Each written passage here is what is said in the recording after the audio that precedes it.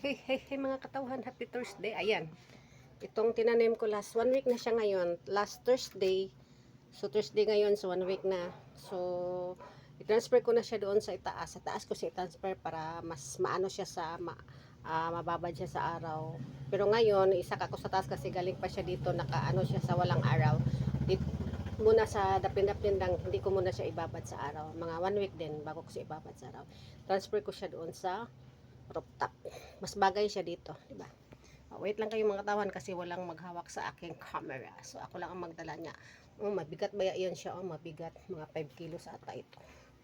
Dalhin ko dito sa rooftop sa 3rd floor. Wait lang kayo, update ko kayo pagdating ko dito.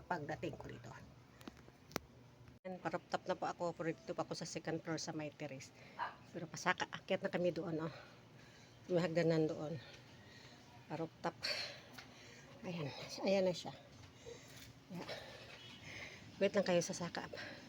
Akyat pa ako. Ayan, dyan ako akyat pa daw sa rooftop. So, di ba, di siya na sinaga ng araw. Di siya nakababad ng araw. Mga ano na ngayon, mag 10 AM na ng umaga. 10 PM. Ayan, dyan lang muna siya. Masinagan siya ng araw, siguro mamayang mga 12. Tapos hanggang, pero mas mainit yun ba? Mas mainit yung 12 to 3.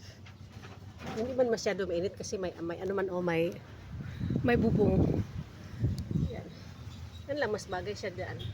Pero I'm sorry to see my tomato. Ayan.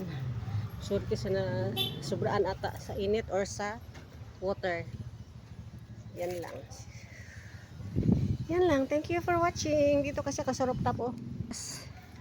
Mag 10 AM o 10 AM na ba ngayon? Ayan. Mga tanong ko. Thank you for watching. Love you all. Happy Thursday sa all.